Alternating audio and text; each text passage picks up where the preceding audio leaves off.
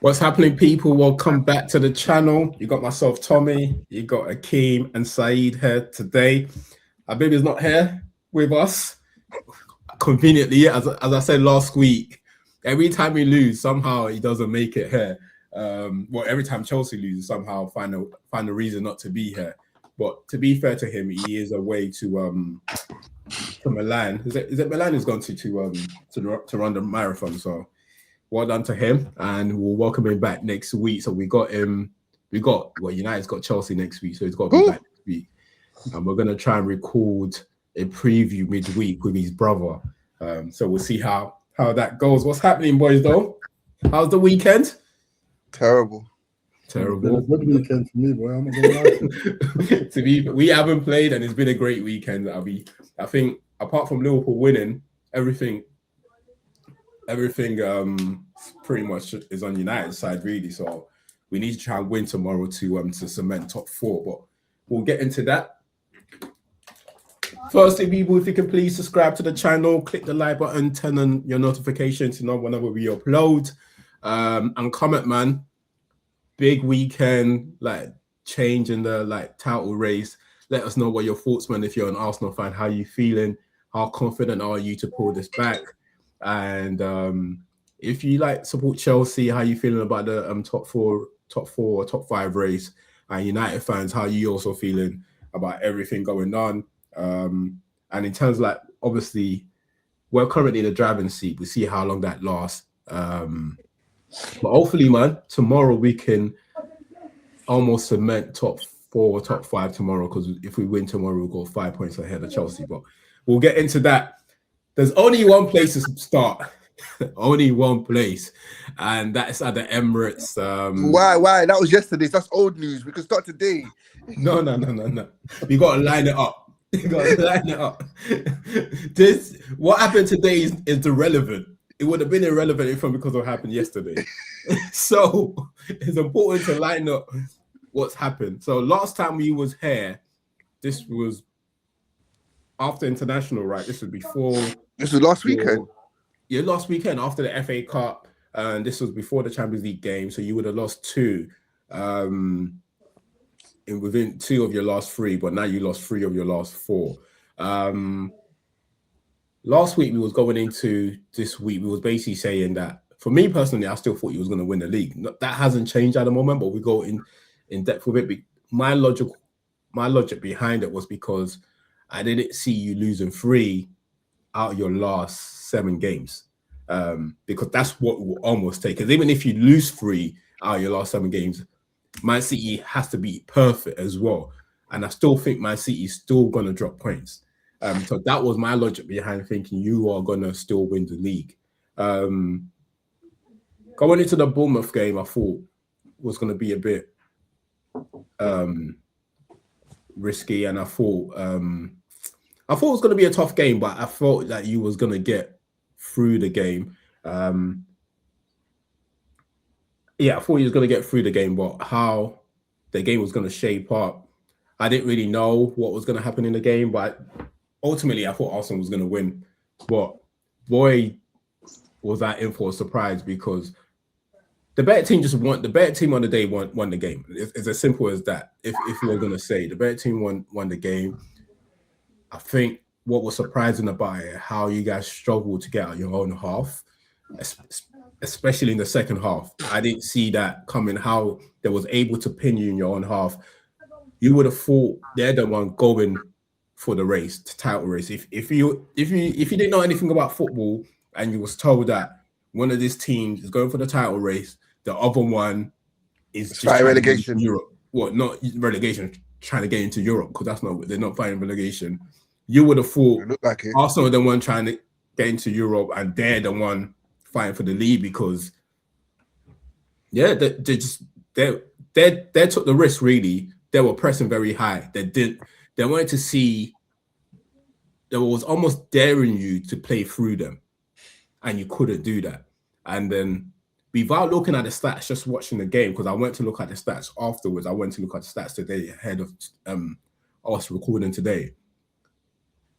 David Raya had a lot of touches on the ball. He had, bro, I believe he had, from watching, I ain't seen the stats, but just from Yeah. watching, I think he had the most out of all of our players. I think And it the was only second. two players had more touches than him, and that was Declan Rice, Ben White.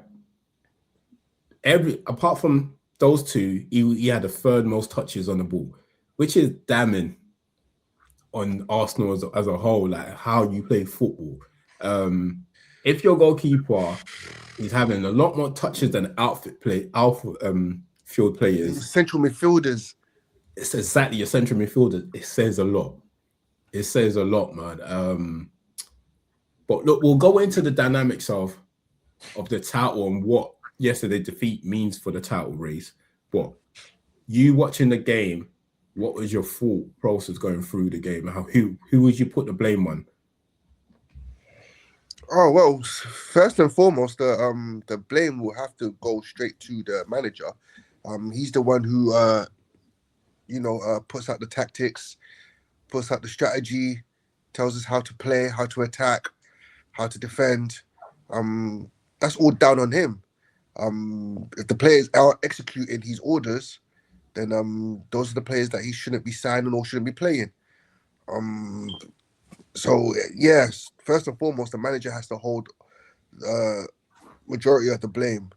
Then second, the players, where do I begin? Like, ugh, all of them. Ugh. Like, I was watching that game and I was just like, are we even at home? Forget going for the title. Forget we're top of the league. Are we even the home team?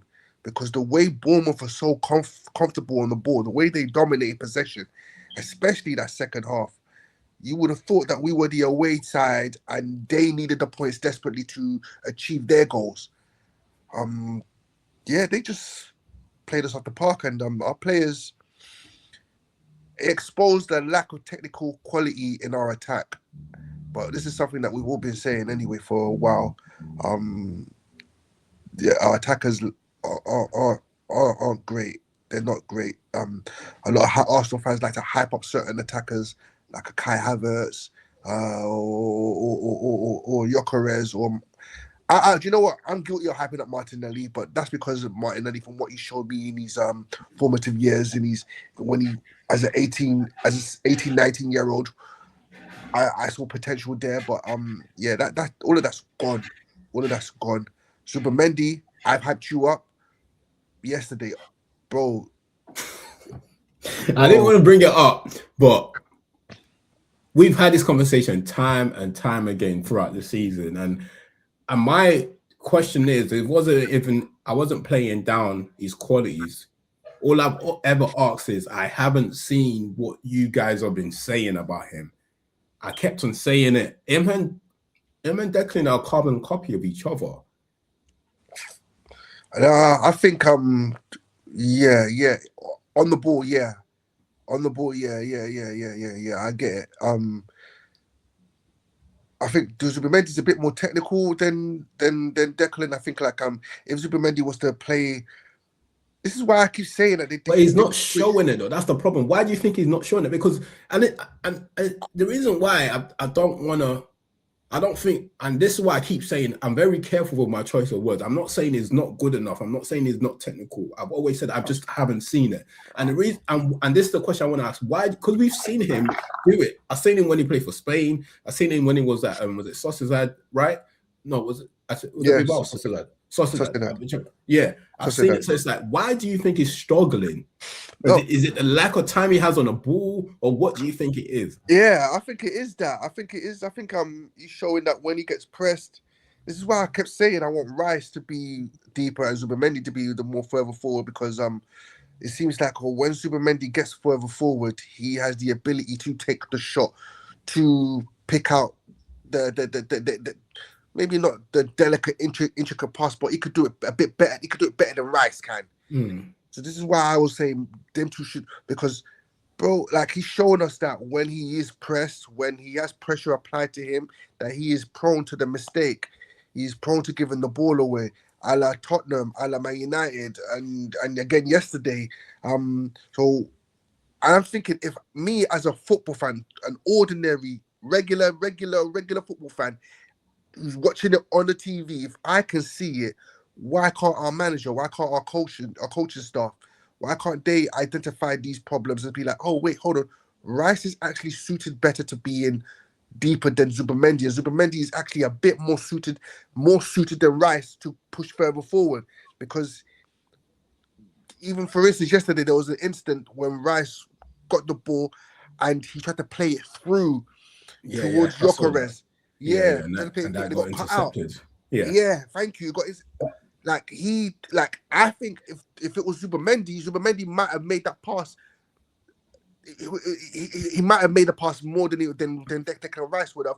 But the thing is, Declan, I hear what you're saying, but I don't think Declan would have helped you yesterday because I don't think he has that much quality or like the knowledge in like that position anyway. Technical quality. Our midfield and our attack is being exposed. We were lacking the technical quality, especially when Odegaard, when Eze, or when Saka don't play. The technical drop off is ridiculous. Madueke is not a technical player. Martinelli is not a technical player. Who else? Gyökeres, Havertz, they're not technical players. They're not players who can take the ball in tight spaces, turn, wiggle out of trouble, and find a pass or take a shot on. Or they're not those kind of players. Those players that we do have, they were on the pitch yesterday. So this is what I want to say. Starting back, I was worried when I saw the starting lineup. From the get go, I was a little worried. Before anything, before the starting lineup came out, I believe this is a game we should be winning. When I saw our attack, I was worried because I was thinking, where's the goal going to come from? Like, if it's not from a corner, it's not from a penalty or a free kick, I don't see us scoring. And lo and behold, my worries were later bare when the game kicked off. Bournemouth were just so comfortable, so dominant, so much. How is Alex Scott more technical than our midfielders? Like, that's wild. Wild. Can I pull you up on that point on the Rice point you made about Rice and Wendy? And to be fair, I've heard you say like something along this lines a bit more, but like halfway through the season, everyone was lauding Rice, like saying like it's a technical genius switch. No, not technical. It's a genius switch. What like moving them from a 6 to 8. Everyone was saying that's player of the season so far, etc., etc. Like, how's it gone from that to this? Like, as in, if you get what I'm saying. Cool. Saeed, cool, great question. Who has been saying that? Because not this guy. I've been saying that he needs to be dropping deeper. All that time when the media, because obviously Rice is a media darling. Yeah, so when the media were saying that, when you see on Sky Sports or on Talk Sport, and they say, "Oh yeah, it's Ballon d'Or," I'm thinking, Ballon d'Or kind of where? Like, cause like I'm seeing him, I'm watching our games, and I'm like, yeah, he's covering every blade of grass. Yeah, he's putting in tackles. Yeah, he's winning interceptions. Yeah, he's winning these duels. Yeah, he's dragging us up the pitch. But the technical quality hasn't really been there. And I've been saying it for the most part of the season. So the only thing I'll say about like as in I know you have the same Ballon d'Or, like as in with the Ballon d'Or one, it made me question it as well. Yeah, but when they were saying that player of the season so far, like as in I used to question it as well. But like what you did say is like as in you kept on comparing him and Caicedo, who's the best midfielder in the Premier. Yeah, I still think he's better than Caicedo. And no, but like as in to say he's the best midfielder, like as in to say that he's technically lacking a lot, or technically lacking, sorry, but say he's the best midfielder in the Prem, they're two like that's an oxymoron if you get what I'm saying, isn't it? So yeah, that's the like as in that's the point I would say about you, the point I pull you up on, if you get what I'm saying. All right, cool. All right, cool. So I will caveat that with so let's say it will be the best midfielder for his role. For the role, if you give him a steady job, like I made a mistake in liking Rice to Vieira a few months back. Yeah. Remember, I did that, and that was wrong with me. That was wrong with me because Vieira had that pass. He had that little delicate, cute pass. He could take it past two players, run past them with finesse, not with power and pace, but with finesse, and then just a little delicate pass into the path of Perez or Henry or Bergkamp, and then that was part of the magic. Whereas Declan Rice don't have that. He ain't got that finesse, that delicate pass, that inch, that you know that. He hasn't got that pass in him. So I would liken him to Kante more often, more than anything. I'll be honest with you. For me, it's not. I won't put this on Declan because Declan is not showing me anything. Showing me anything now that I didn't know of him already. The person that replaced Thomas Partey is who it should be on, because you replace Thomas Partey with Zubi. It's totally different. So it's not so much on Declan. We can't expect Declan to do something that we ain't seen of him before, because we know what Declan is. Like, we know what Declan's limitations are. Yeah, basically. This goes back to the manager, Tom. This goes back to the manager when he sold Granit Xhaka, because we had the perfect, for our squad, for our team, the perfect left-sided 8. And he sold him to replace him with Kai Havertz. And he keeps playing Kai Havertz in midfield, and it doesn't work. It doesn't work. All of this goes back to the manager. I suppose he didn't have a choice yesterday, though, right? Who else would it replace him? If Eze weren't ready to start, would you have put Down on there in the middle? Or what else would you have done?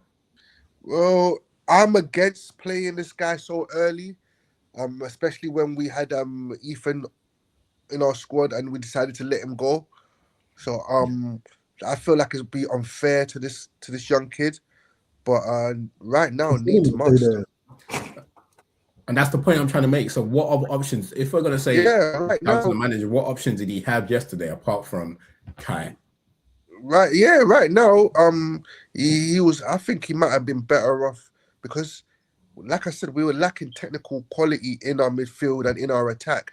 And if you're going to play Martinelli on one wing and Madueke on the other in the same match, and Gyökeres up top, you need some sort of technical quality around them. Someone that can retain possession, someone that can find them with the ball. And that's not Kai Havertz. He's never shown that. He's never shown that in his whole career at England. Like, I'm not sure what he did in Germany. Maybe he was that guy in Germany, but since he's been at Chelsea and here, he's never been that guy. So the insistence on this manager to keep playing him in that position, it's just baffling to me. It's just weird, man. It's just weird. Is that what you put the loss to yesterday? Then basically, is our attack, our blunt attack. No technical ability, no outball, no cohesion in attack, no strings of passing, losing the ball in midfield, losing the ball on the wings. Our wingers running the ball out of play. Our wingers hitting the ball, hoping for a corner. Like, bro, it was just shocking. It was shocking. A lot of these players should not be playing for my football club. But at the same time, they've still got you top of the table, so there must be something good about them. It's basically referring back to what Saeed is saying, is that earlier on in the season, our defense got us to the top of the table, not our attack. Yeah. But then why don't you? Okay, look, I think that's what happened. That's what lost you the game yesterday, anyway, because you couldn't get out, and it's damning. Do you think there's anything the manager could have done yesterday that could have changed it? Because in that second half, that period, where even when you made a substitution, it had no impact on the game. Nothing whatsoever. Because I'm watching this game, I'm thinking, who's actually at home? And it was only a amount of time before they got that goal. And deservedly so, they got that goal. What else could he have done yesterday if you were to put on a manager? Because based on what you've said now, the reason why you're putting it on him is because of he handpicked his players. So it wasn't so much about anything else he could have done differently yesterday. It's more how you've got the journey that he has taken to get to where he is right now. Yes, that as well. And also, he made the substitutions early, but I'm not going to sit here and say that there was he had to, though. I don't think that was wrong. He most definitely he had to, because the way the players came out in the second half, they came out like, I don't know, like they were drinking tea and getting massages in the locker room. They didn't come out with any fight or any hunger or any desire. They came out with their slippers on. So he had to make changes quickly, and the changes he made were right in a way, but also like Zubimendi had to come off as well. Like yeah. I think that was the only thing that I reckon should have happened. a He lot should have come sooner. up. Yeah, Zubimendi shouldn't have come out for the second half, because that whole first half he was anonymous, just playing back. Oh my days, he frustrated the life out of me yesterday. Like watching him, that first half especially, I just watching him and I was just thinking, what are you doing, my guy? Like, you're supposed to be our deep lying playmaker. He's not a deep lying playmaker. He's not, because I watched Rodri today again, and that's a deep lying playmaker. And he can do the destroying thing as well. So it's like, whoa, like. and the thing is, we were talking about Maynard last week, and everything we were saying about Maynard last week is what these guys are not doing. Is exactly what Zubimendi's not doing. Obviously, I know he plays out of 6, but for all the hype, all the talk around it, which I'm still, as I said, I want to pick my words very carefully. I'm not saying that he's not capable of doing, because it's still his first season. But Tom, I'm not so sure anymore. I've seen multiple games now where he's had the opportunity to show it and he hasn't. You get it? Yeah. No, because I think that's where you lost the game. I'll be honest with you. I think you're able to get out, because I felt sorry for Gyökeres yesterday, because I thought he was probably probably the better player, because he was actually him and Skelly getting into space. Yeah, and Skelly. Yeah, you're right. He was getting into space. He kept their centre back honest. Without him, the centre back would have had like an easy day. At least he kept the defense honest, because. But then at the second half, what their centre backs did is they was recycling it very quickly, and it got to one point where they were getting they were out strengthening him, and Senesi, I'll be honest with you, I'll take him on a free this summer. I saw on his Instagram page today. I messaged him. I said, "What a player! We can do with you at United." I can't lie to you. I messaged him on the free. No, you can give me Senesi, bro. You can give me Senesi, because I don't know where to find these players sometimes. Yeah, these like Senesi, like he's a good player. I'm not saying he's like a world or whatever it is, but on the free, no, it will be a bargain on the free. On the like you can bring him to United on a free, because go on, Si.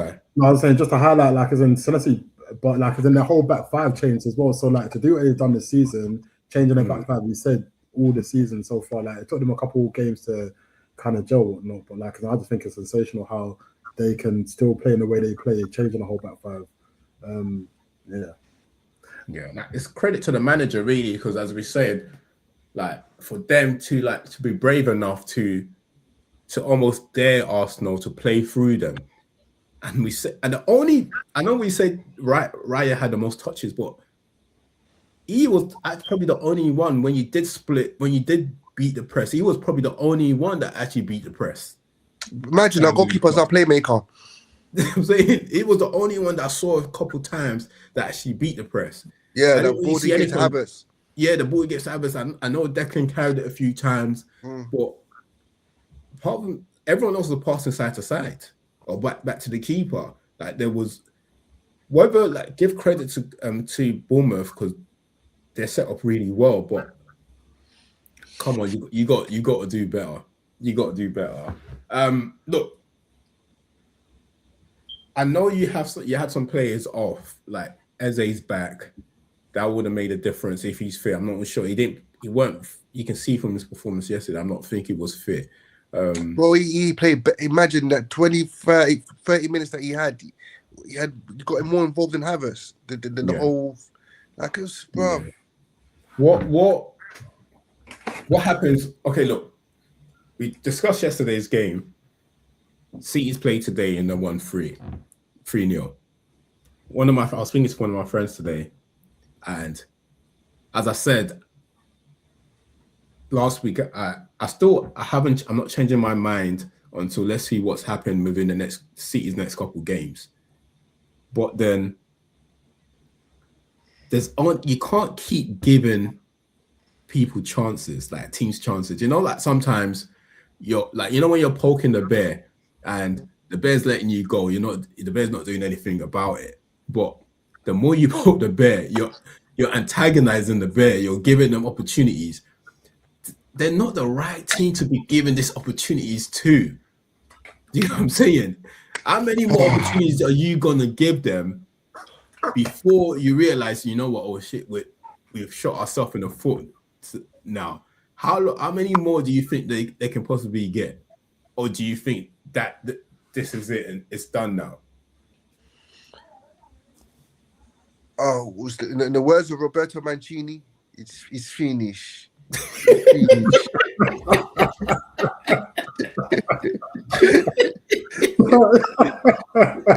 What you saying it's done, yeah? Bro, like can I be real with you lot? I'm not even worried about City on next week Sunday. I'm worried about Sporting on Wednesday first. Wow.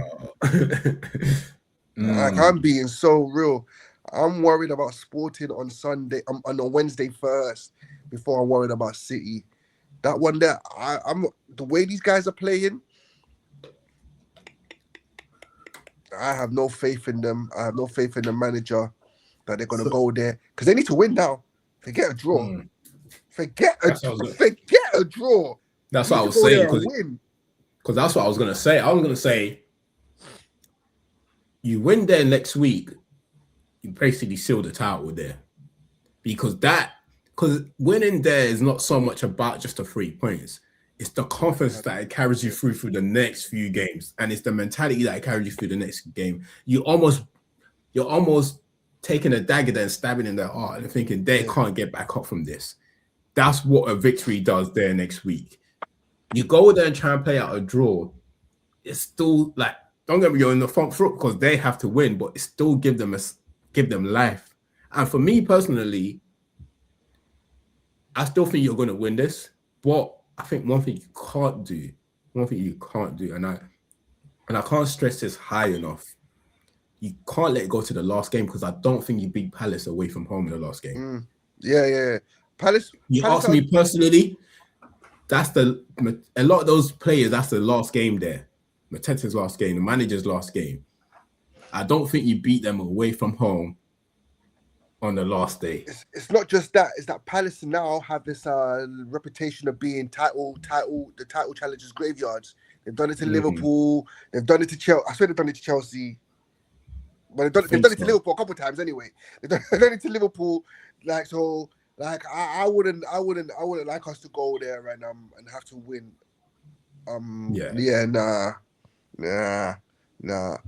Yeah. But just quickly, like, because I know people ask me why I don't rate this manager, why I still don't back this manager, or why it's the manager's decision making. Like, surely you have the foresight. Like, you have Ethan Nwaneri on your books. Last season you needed him. He scored how many goals in all competitions? I believe it was plus 10 goals in all competitions and assists. He can play on the right. You signed Noni Madueke, who went through Tottenham's academy. I swear they dropped him. Found his way at PSV. Chelsea bought him. I don't believe he's ever scored more than 10 goals in a season. You bought Madueke to block Ethan's pathway into the first team. And now we're talking about selling Ethan.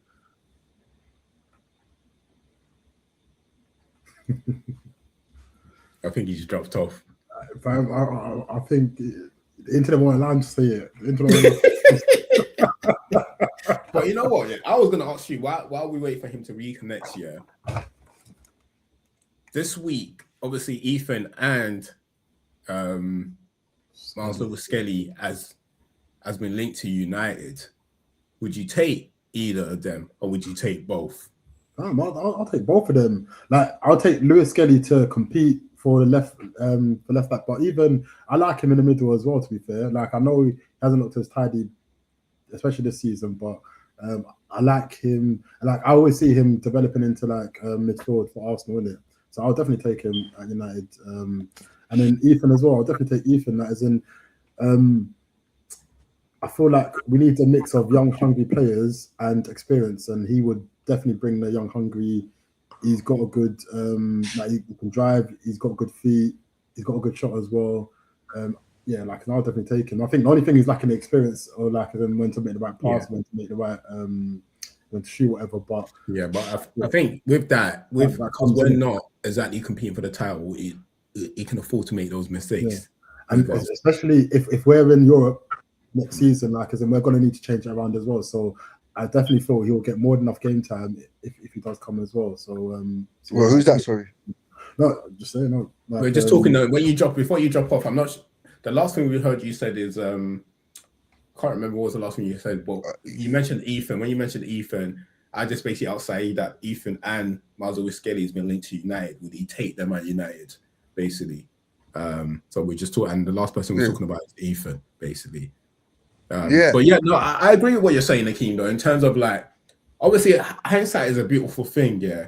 But now you look back at it and thinking, letting him go to Marseille doesn't make sense right about now, because Tom, I was saying this was not hindsight. We were saying this at the time when it was. Yeah, if you look at the years of like Premier League winners, when we were winning the Premier League with Sir Alex Ferguson, a lot of young players that sometimes you need players that are fearless, that are not afraid of the moment. There's nothing there's not much burden on their shoulders to like bring off the bench or start games to see what they can do. With that, you've seen the stories can go. We had what's that Italian player that Danny Welbeck, the Fabio brothers. You know what I mean? There's so many can go on. Even same thing with Man City with the players that they've been bringing through. Oscar Bob, Foden did it. You know what I'm saying? Look what Thingy did for them this season. O'Reilly's doing for them this season. They even had Thingy playing right back last season. What's his name? Although he hasn't got through the team this season. What's the right back that I've got? Lewis. Yeah, Lewis. It's like, so there's a lot of them. Do you know what I'm saying? That you can mention that they're bringing through. Same thing with Liverpool, Curtis Jones, these stage. You know what I'm saying? There's players there like. Obviously, they ended up selling Thingy last season. What's his name? The centre back.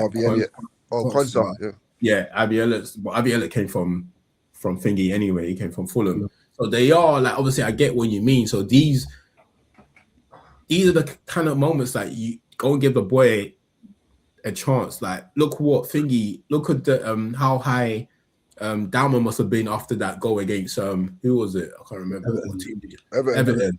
Yeah, those are the moments that these players like they can make the name for and then get them the confidence that they need. So I agree with that. It shouldn't have something because I think if you don't win it this season, the excuse there's so many excuses that have been made over the last few seasons, whether it's the injuries, the depth, or whatever it is.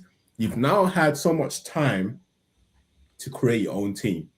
You have now had so much time to obviously, even if there was injury, because 3-4 years ago it was Saliba getting injured that we said caused it, but you've now got 4 or 5 centre backs there. Then on top of that, you've now got probably almost 2 players for every single position. You've got a lot of players there, and you picked these players, so that's not really gonna work if you don't get over the line.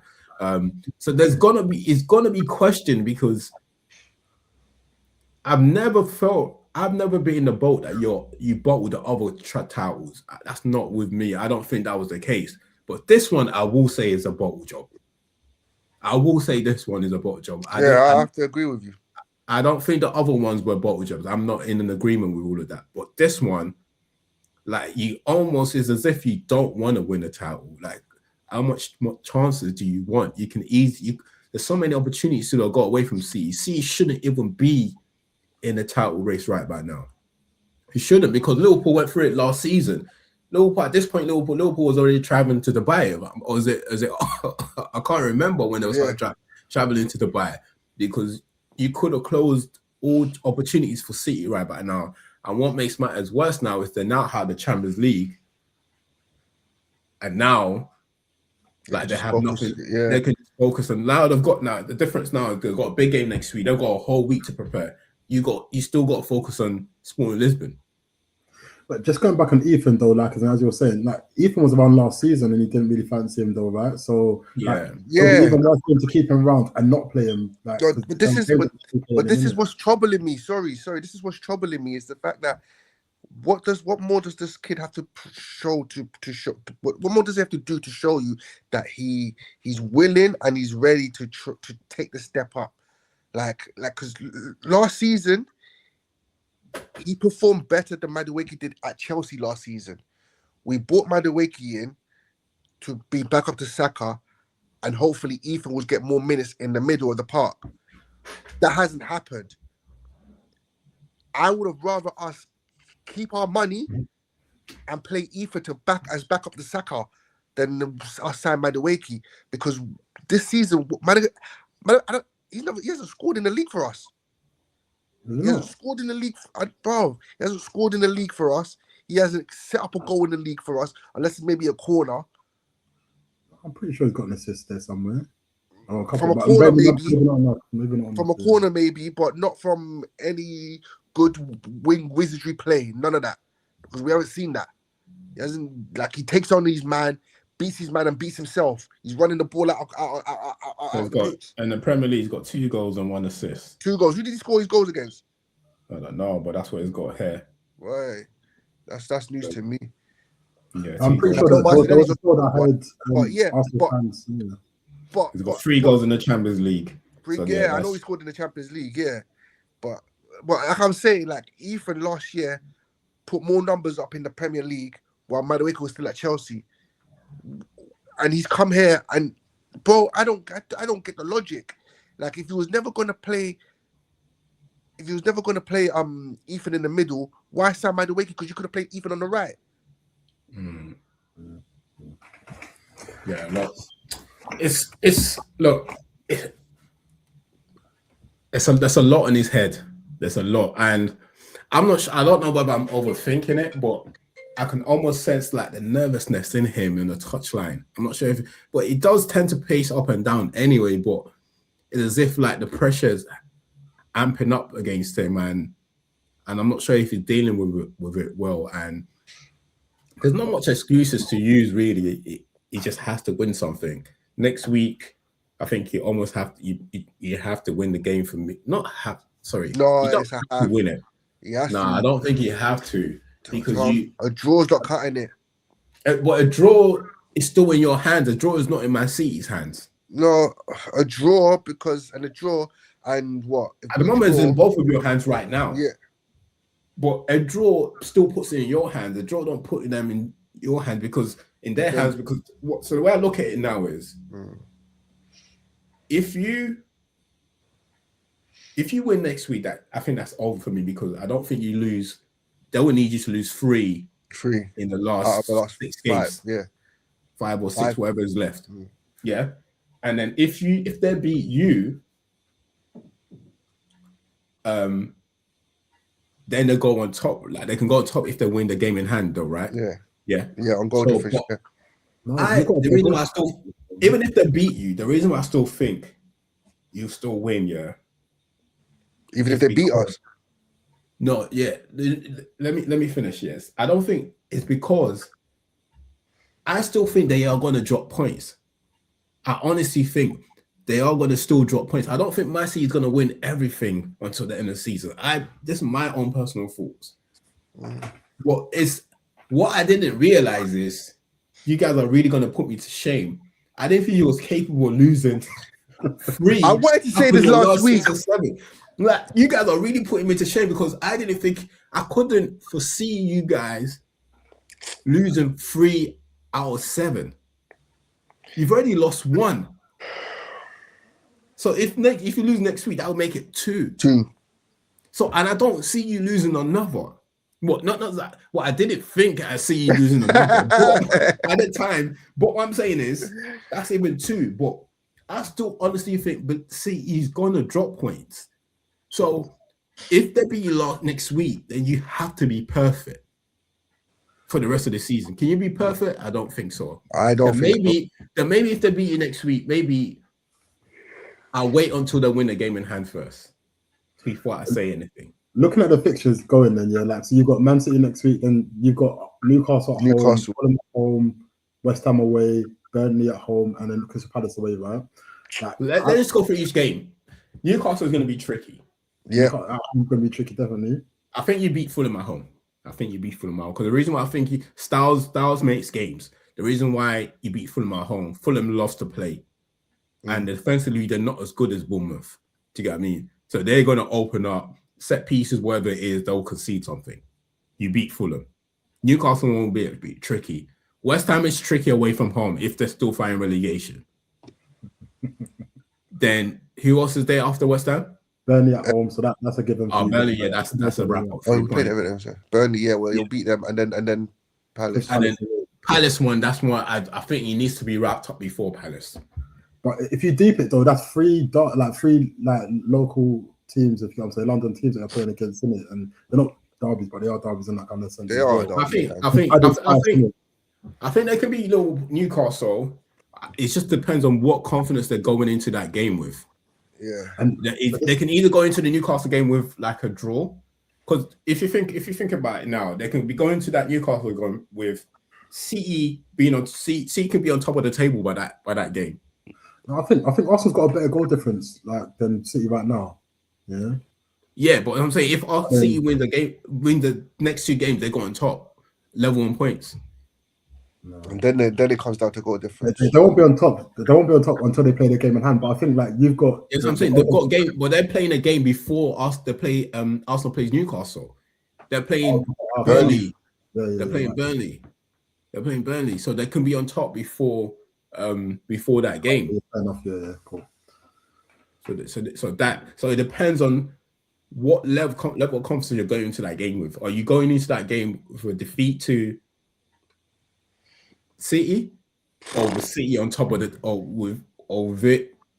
Because if let's say you draw to City, it's still 6 points, and City beats Burnley, you can still be going to that game with 3 points ahead of City. It'll be level on points with City. Do you get what I'm saying? Or you beat City, it's done. You know what I'm saying? Yeah, we're gonna have to go there and beat City, man. So I think that's what it is. Also, as in the way I see it, and this is a question for you, Akeem, I just see it as you guys have the potential to beat all these teams in front of you. Maybe apart from City, let's say that will be the tough game. But do you feel like you guys are playing with fear? Like the player, you're all saying you blame the manager more than the players, but I feel like the manager won't go and tell them to give them negative tactics. Yeah, it might be a bit pragmatic, but it won't be negative. And from what I saw in the game yesterday, it was a little bit negative. You couldn't play through the press or not.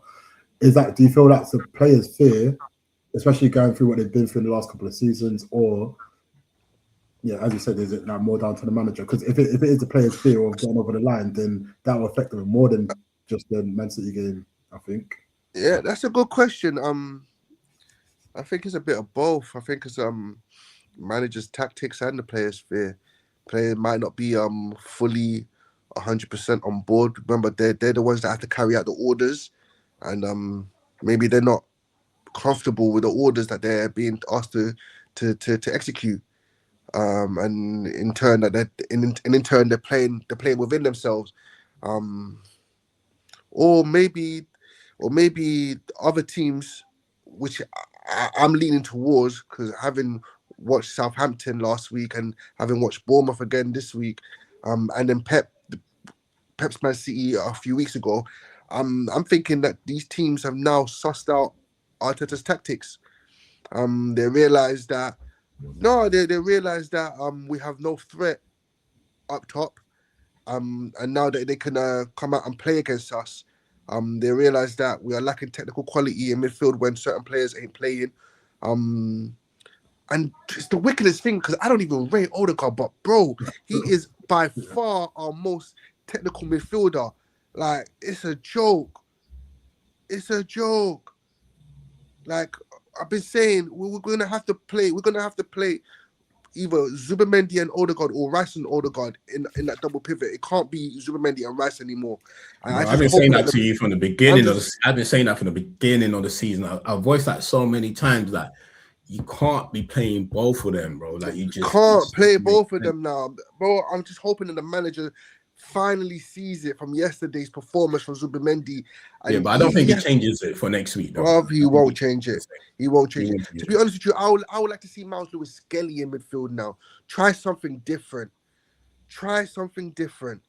Do you think the manager Of will course change it? not, man. He's not. He's a coward. The manager's a coward. He's not going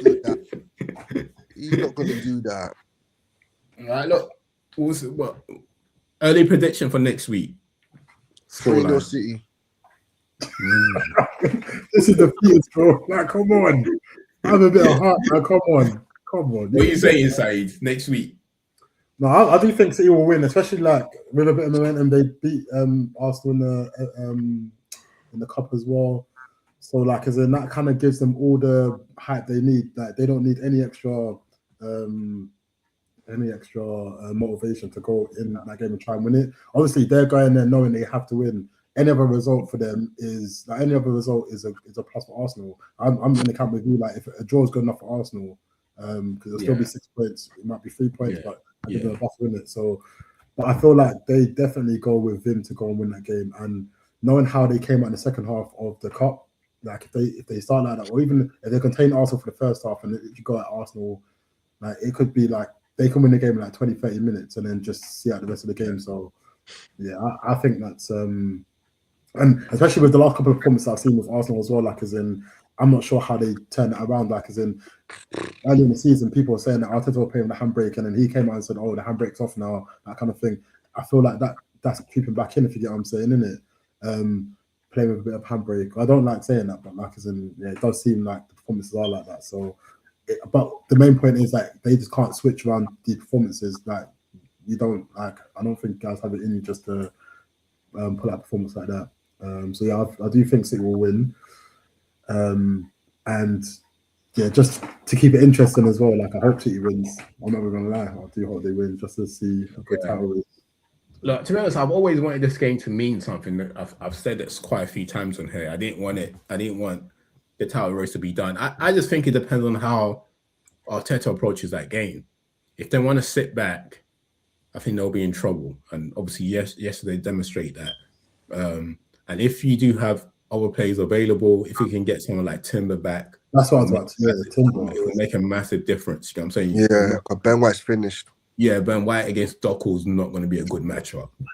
You know what I'm saying? And then you have Cherokee, so it will be nice for you to have your own threat going forward as well, rather than having Madueke. It would be nice for the Saka to be back. If you get those players back, I think you can get something. I think you can get a draw, because I don't think the reason why I keep saying this is like City are not invincible. Like even today in the first half, it shows that against. Yeah, I agree with you. Even against Liverpool, when before Liverpool, there's so many chances that they keep giving up that City are not invincible. And this is the only reason why I keep saying I can't keep saying that they're gonna go and win it, because I'm not seeing the same City as a few seasons ago. They're not invincible at all. They are giving a lot of chances away, and they've been very fortunate. Don't get me wrong, that you ride your own luck in it, because at the end of the day, they're still pushing forward, trying to get goals. That's what we're Arsenal. But you can get at them. So it depends what players are available for you guys.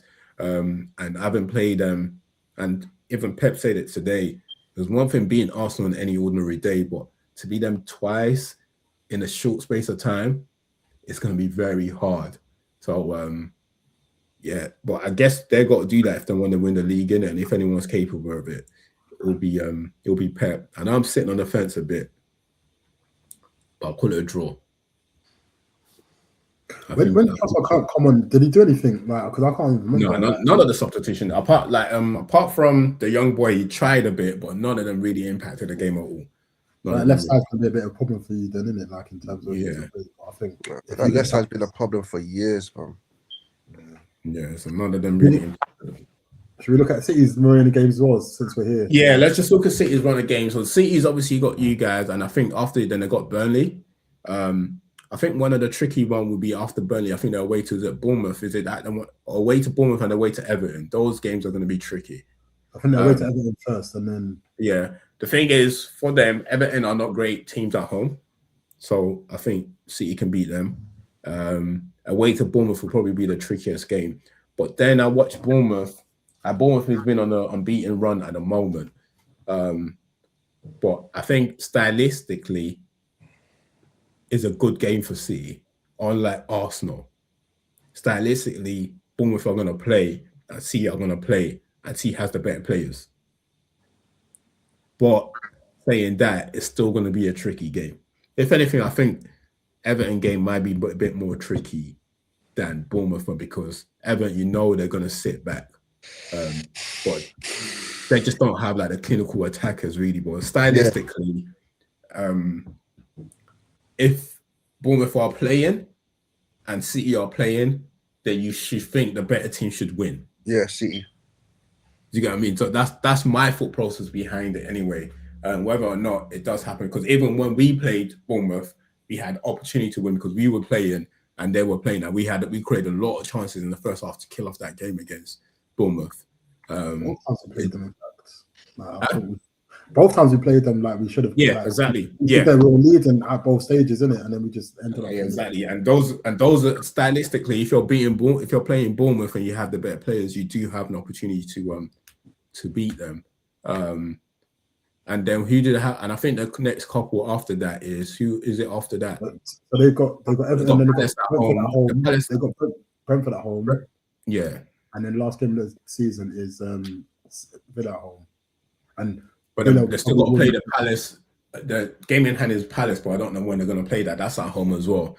So they are. I think if anything, their fixture is probably harder than Arsenal's. Definitely, because any of those like Everton, Bournemouth, Palace, even although some of those games are at home, and who else is there? Villa and Brentford. Yeah, any of them can cause an upset at any given time. Any of them. So if anything, those games are trickier than Arsenal's one. So, and once again, hence the reason why my hat is still on Arsenal's court for now. But yeah, we'll see, man. We'll see how that goes. Look, I knew majority of our time today was going to be about you and City. Let's just do a quick roundup of like the weekend's game. Firstly, since we don't have our bib here, what you got to say? What was your thought, Akeem, to the Chelsea fans that wanted to lose the game? Bro, it just shows that who they how much of a small club that they really and truly are. Because I remember there was a time where Man United and Chelsea were going for the title, and Chelsea came to my house and they needed to win to keep their title hopes alive. Just win. We ended up drawing with them because we didn't want to lose to Chelsea. It's not that we wanted Man United to win the title. We just didn't want to lose to Chelsea. We didn't want to lose at home to Chelsea. Yeah. So, we ended up drawing, and it denied Chelsea the league title. So that shows the level and the mentality of fans, and it shows the class of fans. That you don't want your own team to lose just because your rivals might be happy. Ridiculous. They got to fight on themselves to get top 5 as well. So like exactly, and they're struggling to make top 5, but yet they're celebrating losing. Pathetic. Well, Abib is not here to defend himself. We'll be back next week.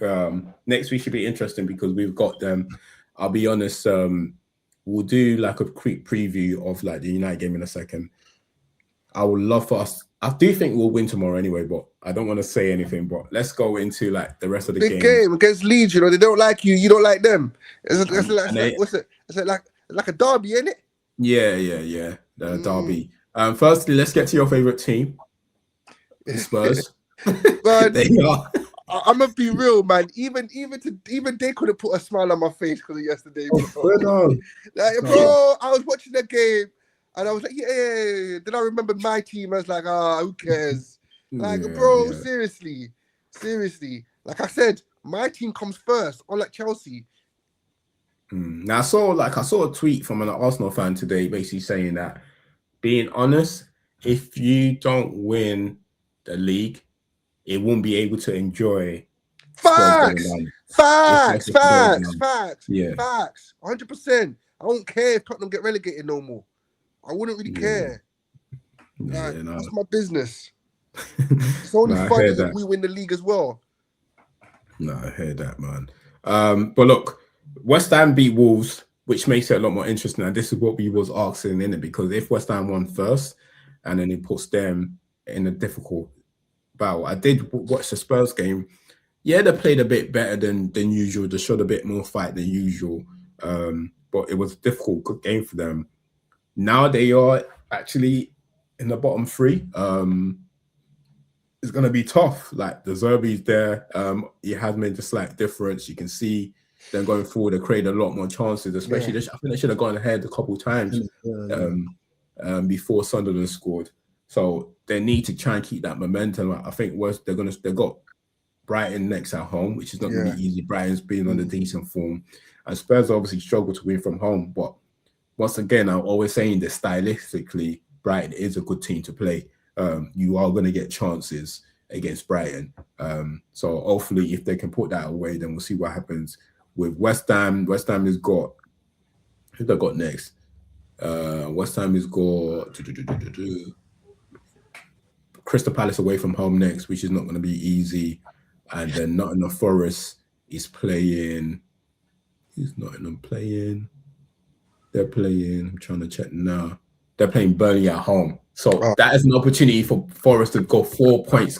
They're currently maybe 2 points clear of West Ham or one. It's an opportunity. Oh, West Ham. Okay, yeah. There's an opportunity for them to go 2 points clear of. 4 points clear if case West Ham or Spurs don't win. Basically, even Leeds, because Leeds they're still amongst the trouble, because Leeds need something from us tomorrow. So we'll see how. Forest have a midweek game to win it. They're playing Porto, in it, and it's still in the balance. Yeah, Porto. Yeah, like you never know that could go. That could do whatever. Yeah, to play Burnley after Porto is not the game. It's not a bad game to have at home. Yeah, no, fair enough. Yeah, but just see what happens. Yeah. And then Brentford and Everton. These teams can actually still make the Champions League because they're only a few points behind Chelsea. And Fulham. So let me, in terms of like the table right now. They're 1 point behind Chelsea. Yeah, Brentford's 1 point behind Chelsea. Sorry, there's 6 points. I forgot. Chelsea are 6. They're 5 points behind Liverpool, both of them, because both got 47 points. And Brighton and Sunderland are 6 points, and then Bournemouth and Fulham are there as well. So it's still quite tight for like European football. So 2-2, what Brentford should have won, and Dewsbury all scored the last minute. That changed things for them really. And then Brighton, as I said earlier, they're obviously on a bit of form. And then Liverpool won. I did predict Liverpool to win yesterday. There was a bit there was some shaky moments, but did you see Fingers goal? What's his name, the young boy? Rio.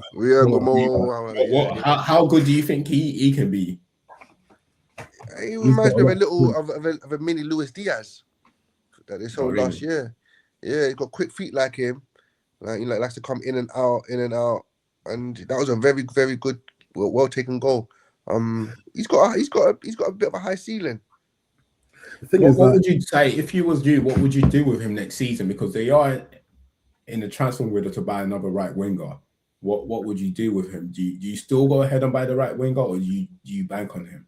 If it was me, I would still get another winger, because like we've seen it time and time again. Like you can't just like throw these players in and not give them any break kind of thing. You need to kind of bed them in. You need to give them rest. Like as in, you can't allow the cop to now get on his back. If you get what I'm saying, innit? So I'll still get another winger, but the thought is like to mix them in, especially if they make European football, mix them in. Like I think the better question, or the question I was going to ask you guys is, do you start him against PSG?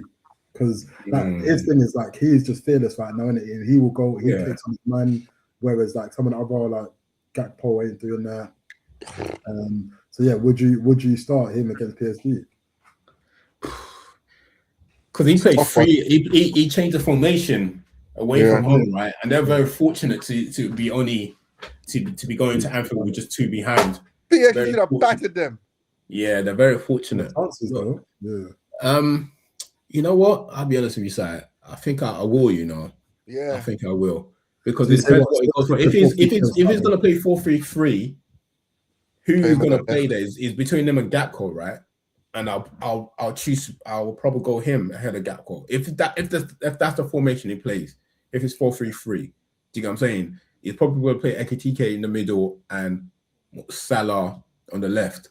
So I'll rather do that. Because sometimes he tends to play verse or something like that. So what's like what's the point? You get what I'm saying? I'd rather just play McAllister, Gravenberch, and Soboslai in the middle three and play him ahead. I'll cut because I just said you're as a player that's currently young and fearless in it. You need someone to take it to Hakimi, because what you don't want is you don't want Hakimi to be pulling your wingers back. Do you get what I'm saying? So you want to keep Hakimi honest. You want to keep Hakimi and Mendes honest. Otherwise, you're in trouble for the whole game. In that case, at least you want some sort of outlet, because someone that's going to take on the play, that's going to be fearless. I think I won't mind giving him 50, 60 minutes. Yeah. See what he can do. That. What's the harm? What else has worked for you this season? Do you know what I'm saying? It's not as if anything else has worked for you this season. And there's no harm giving them like half time, see how things are going. I'm saying there's no harm, because by the time if you put him on the bench and you want to get him in to change the game, it might be too late back then. Yeah. It might be too late. So as much as like, as in, I think like with the way football's going, like as in, I start liking players a lot more. If you know what I'm saying, that really do just take on people and whatnot. So like, yeah, I love watching him, man. He's definitely he definitely keeps his as you said, wingers honest. He drives at people a lot. Like his first thought was to drive at a player, isn't it? And exactly, and that's that young exuberance, right? That you just your first process is just let me drive at him, let me see what it's all about. You know what I'm saying? And you're gonna try everything and anything, because at the moment you're still the unknown. They ain't really got a game plan for you. Is the next level of your development is what do you do when they start to double up on you? But for now, do whatever you can, man. So hopefully we'll see what Slot does anyway. If he does play 4-3-3, for me personally, I'll go with him, because I've got nothing else to lose personally. So we'll see. What was your thoughts quickly before what was your thoughts of him not bringing Salah on at all? What, against PSG? Yeah, I didn't mind. Especially in the formation, I didn't mind him, man. Like, they already know they're moving on from him, so like the noise ain't as big. Like, I just thought he should have just brought him on. Like, bro, Salah's not gonna. Well, I know he might not run around, even if it's like 10, 15, 10 minutes, wherever. Like, he can make anything up. Like, even if you look at the game against Fulham, it's not as if he's done much, but what his goal is, what he can get out of nothing. Do you know what I'm saying? Not many, like everyone else that you brought on the bench couldn't really do that, especially Isak. Isak was just basically doing cardio, really. What else did he, you know what I'm saying? Like, he only really came on to do cardio. There was nothing else. Like, they weren't going to give him the ball. He was just running around the place. So, I thought he could have brought him on, but no. Salah's leaving anyway, so all of that is really irrelevant. Hold on quickly. Do you think Van Dijk should follow him? Good question, actually. It depends like what offers he gets in it, but yeah, exactly. It depends on what offer he gets. If he's got a good offer to go elsewhere, then yeah, why not? But I don't think Van Dijk. I'll be honest with you. I don't think it's been. The reason why we look at Van Dijk like this is because he hasn't been up to the usual level. But I don't think Van Dijk has been extremely bad.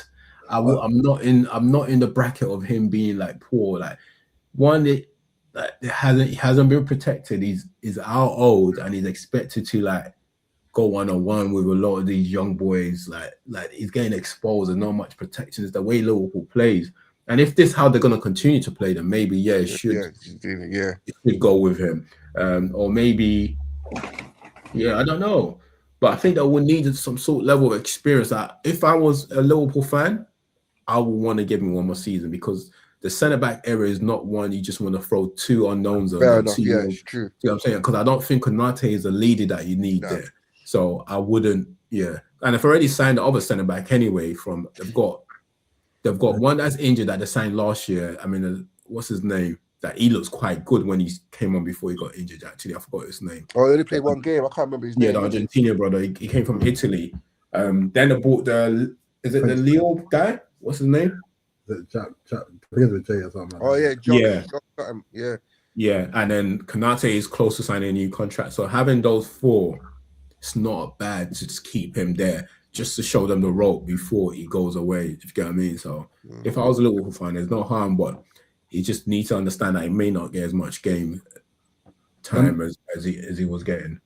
When I was saying that, like, he should, like, it depends what offers. I mean more for him in it, because, like, as in Liverpool, you don't think they're going to pull up trees next season either, right? So you never know, bro. Because if they change the manager, yeah, I think Liverpool's got a good team to do that. Squad. I don't think, like, I'll be honest with you, like, even United, if we get things right, because what the season's demonstrate is that no one's really far above everyone else. Okay, maybe I should caveat by saying, like, as in a big part of them winning last season, right, was their midfield, right? They had their midfield on smash, right? And I don't think, and a lot, like, through a lot of the seasons as well, like, when they've played good, their midfield has been exceptional, right? I don't think they still have a lot of work to do to fix their midfield problems. So yeah, I don't think it's a lot. I just think I just think it's one. Right. I just think it's a DM. Get the right DM. Maybe a DM. No, I still think Gravenberch's good enough here. I rate them midfield. I rate Gravenberch. I rate McAllister. I rate Jones. I rate who else is there? Sebastian. And then you got Wirtz. Bro, give me them for them five any given day, and let me just throw one. As I said, Akeem said, let me throw like maybe like a Casado or Lavia. Do you know what I'm saying? Let me throw one of them inside. Like, bro, I don't think it's a lot. You go through the season sometimes, isn't it? You know what I'm saying? I just think the manager just failed to adjust to what was like the way that it failed to adjust to the league. The league was becoming a lot more physical. Teams are relying on set pieces. They conceded extremely high amount of goals set pieces. You know what I'm saying? So these are the adjustments that the manager failed to apply to during the course of the season. They continue being stubborn until the season got away from them. I really don't think they're a bad team. This is just me personally. Do you know what I'm saying? I don't know. Like, I don't think they're far away, because even if you go man for man, go with Arsenal squad, they can match them. They can still match them. Like, they can match City. Yeah, like, but the physicality, as you said, the physicality side of it, like, and that's not hard to, and I don't think it's hard to like fix. I honestly don't think. Do you know what I'm saying? That's my personal view anyway. I don't think I wouldn't go into this if they make Champions League. I won't go into next, even if they don't make Champions League. I'm not of the opinion that Liverpool can't compete for the league next season. I think they can. I honestly think they can, because from what I've seen is, like, look, Arsenal are currently top of the table. They might go and win it, they might not, but they haven't been the greatest. Same thing with City. If City goes and win it, City, like, everyone's vulnerable. You know what I'm saying? It keeps, and I like it because it keeps the season open next season. Because despite who wins it this season, you never know what's going to happen next season. So I think if I was him, or if I was Liverpool, from a Liverpool perspective, I'll probably keep him one more. If I was him, if he has a better offer in terms of financial, he wants to move his family away to somewhere, or if you have an opportunity, maybe he wants to live in America or wherever it is, a deal comes up like that, then go. But if not, then I don't think there's any harm just keeping him extra season. All right, cool. Who else did we got there? So I think that's pretty much it, really. Villa, Newcastle are still struggling. Any thoughts on Newcastle and the manager? I shouted this week, many a week ago. No, but I still don't think they should get rid of the manager, whether they're struggling or not. I'm not of the opinion that the manager should go anywhere. If they get rid of Eddie, who they get? Sorry.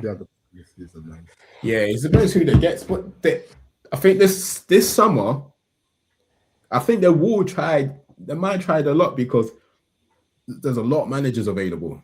Areola's free to transfer in the summer. Glasner's free transfer in the summer.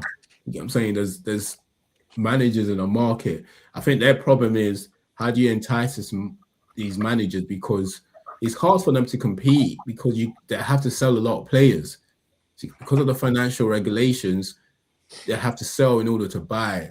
And what can you really? How do you attract these managers? What can you? I'm saying, I think that's where their struggles is going to be. Just like you're saying with Liverpool, if they get a bags, man, if they get a guy that can get them guaranteed 15, 20 Prem goals, I think they'll definitely they can turn it around. But that's what Liverpool. Newcastle. I'm talking about Newcastle. But then the problem is, then who are they going to lose in the summer? Who is going to lose in the summer? So with tomorrow, bro. No, I'm saying that don't even forget them. It's like if you lose Tolani or Bruno Gomes with the rumors that's going on, like how do you replace that? How do you replace them? You've already struggled to replace Isak how do you attract players? You know what I'm saying? They need to change the formula and need to the recruitment. They need to get the recruitment right. Rather than you going for last minute, you need to start recruiting like the Brighton, the Brentfords, the Bournemouth. Do you know what I'm saying? Yeah, their best players. That's what I'm saying. Those are find talent elsewhere, wherever it is, because there's talent everywhere. The way these guys are recruited, I think that's where they'll struggle. Because even if Eddie Howe goes, it's not guaranteed anyone's going to go and do something else there. Exactly. It's still the same thing. I think it'll be the same. They will have the same struggles as Eddie. I think, just quickly, I think because Newcastle have more money than the Brightons, more money than the Brentfords, and you see how these clubs are always, and the Bournemouth, you see how these clubs are always able to identify young talent, like Bournemouth with Eli Krupi.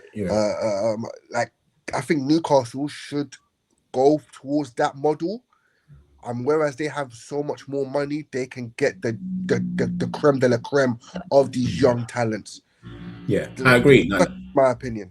Yeah, that's basically what I was trying to say. Yeah, I totally agree, bro. I think they need to change their recruitment formula to in line with those type of teams.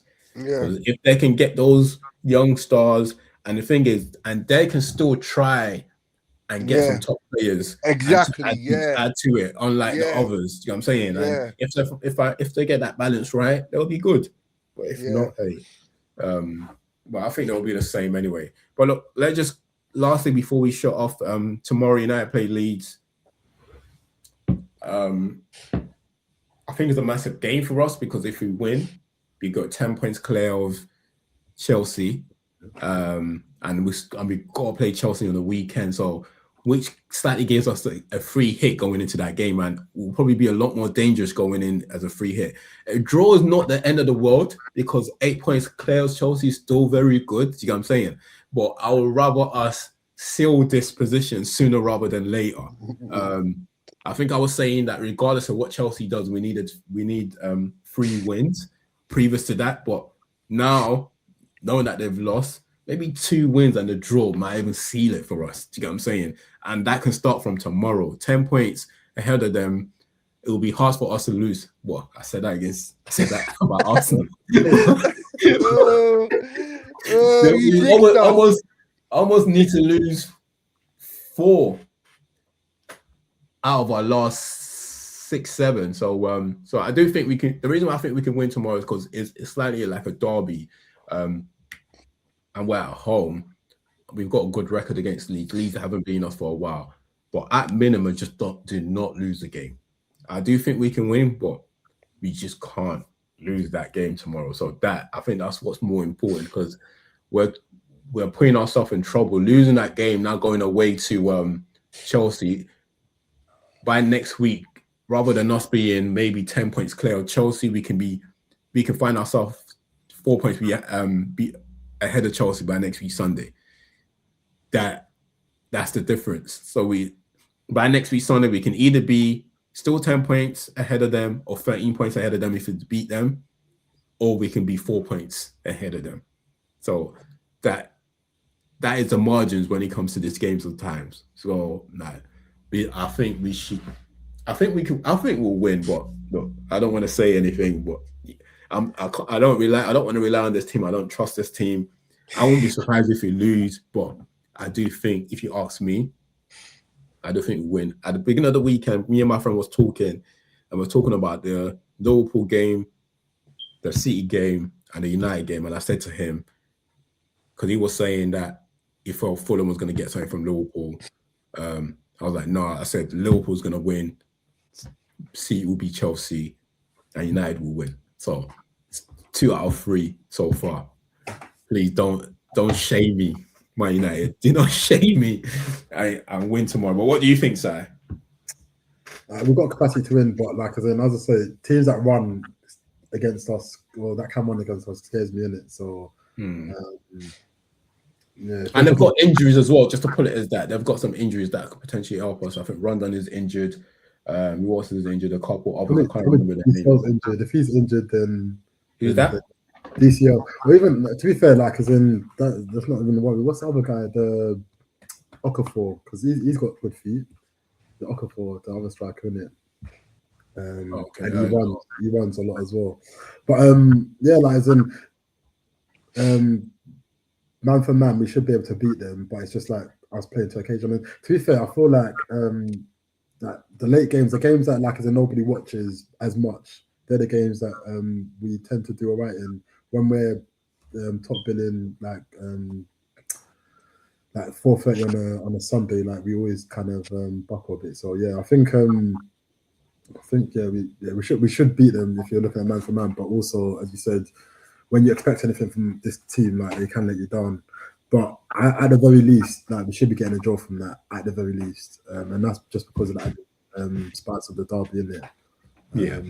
But also, it goes to show, like, as in these are the kind of games where a lot of players do your talking on the pitch, just win the game, take the points, and move on. But, cool.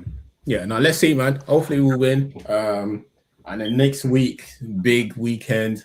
Obviously, for us, really, if we win tomorrow, I'm going to go into next weekend with a lot of ease against Chelsea. But if we don't, then there's a lot of pressure in that game. But yeah, look, big weekend, Sunday, City, Arsenal. We'll be back here straight off, not long after the game. So I'm sick. And before you go, though, shout out to Thiago. Like he's on 21 goals now, one behind Haaland. Shout out Thiago. He's done well, man. Credit to him. Haaland's got to get a few more games if he's not careful, then Thiago might be top goal scorer, which would be a great achievement if he was to do that. Look, thanks people, thanks for tuning in. Please subscribe to the channel, click the like button, turn on your notifications so you know whenever we upload. And comment, man, let us know what your thoughts are on what we discussed today. What do you think? If you're an Arsenal fan, do you think you still win the league, or are you with Akeem? In the words of Mancini, is finished. Is it finished? Let us know what your thoughts are, man. We'll be back next week. All right, see you later, boys. Respect, bro. Respect. Peace.